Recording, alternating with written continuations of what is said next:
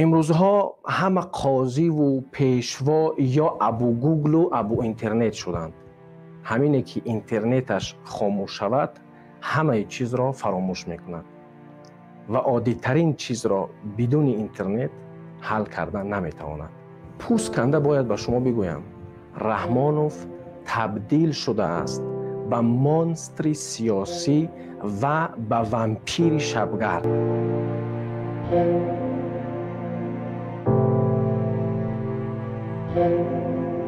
سلام دوستان و تماشابینان برنامه سوگند به قلم. اولا تشکر به تک تک شما که وقتی گرانبهای خود را صرف تماشای برنامه ما میکنید. بله، هر برنامه‌ای که پخش می شود این به خاطر فهمش بیشتری همه ما و شما می گردد. بله، امروز برنامه هایی که پخش زنده هستند اینها می توانند آموزنده باشند، چون ما در این برنامه ها برای پیدا کردن راه درست و پیشرفت معنوی و مالی و مادی مردم میکوشیم.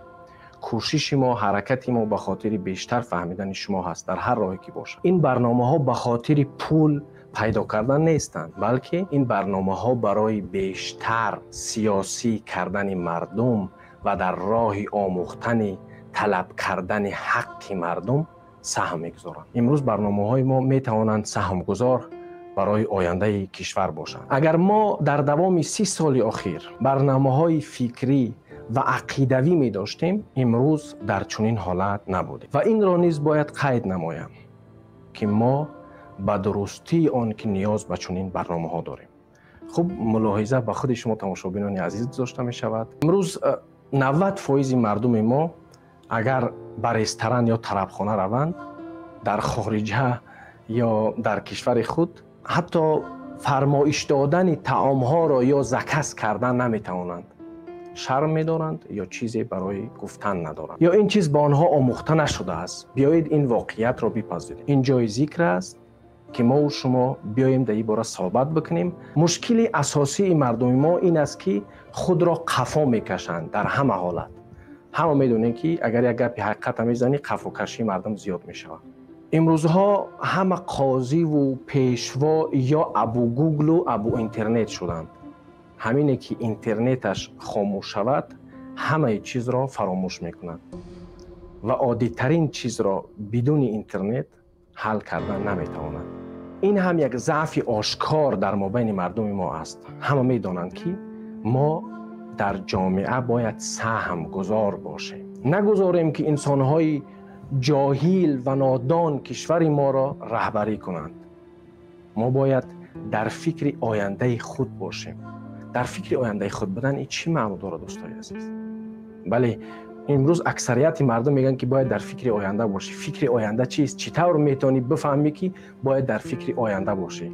امروز در کشور ما متاسفانه نه علم است و نه معارف، نه معارف دوستاری و برای دوباره آوردن معرفت و همدیگر فهمی باید کوشش کرد. هیچ چیز و هیچ کس به نشستن کار را حل نمی کند. تنها با راه حرکت و مبارزه می توانیم چیزهای از دست رفته را دوباره مهیا کنیم و در انجام کاری خیر تنگ دستی نشان ندهیم. نه امروز من عصبم خرابم این کارو نمیکنم، امروز من شوق ندارم این کارو نمیکنم. ما باید برای خود وظیفه بدونیم و خود را گوشه و قسمی از مردم و جامعه بدانیم. در آن وقت است که ما از زندان سختی که در مغزهای ما ساختند و ما را زندان خواسته های خود کردند بیرون برویم و آزادی را به تمام فهمشش استفاده بریم. امروزها در سرهای ما و شما زندان ساختن که ما از اون زندان نمیتونیم خود آزاد کنیم اگرچه آزادیم. بگویید چرا امروز مردم ما خوشبخت نیستند؟ مشکل در چیست که مردم ما بی‌طرفی را انتخاب کردند و برای خود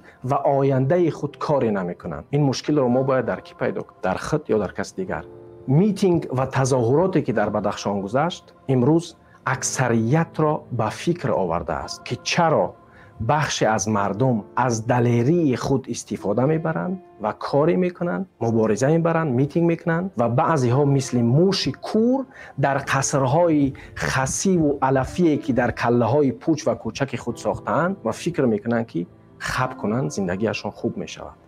امروز مادر گلبدین زیابک فرزند کشته و پر از خونش و تابوت فرزند بیگناه کشته شده اش در دست و رویمال نومتی سبز و سفیدش در سر با چشمان پر از غم و ناامیدی در روزهای سرد زمستان در میدان مرکزی خاروخ ناله کنان از امامعلی رحمان عدالت طلب می‌کرد. رحمانوف در این حالت که این مادر گریه می‌کرد، امامعلی در اشقاباد ترکمنستان در سیر و گشت با هم مسلک خود دیکتاتور نمره 2 جهان گوربانگول بردیمیامدوف در خوردن ماهی که 100 گرم شاید $200 است مشغول هستند.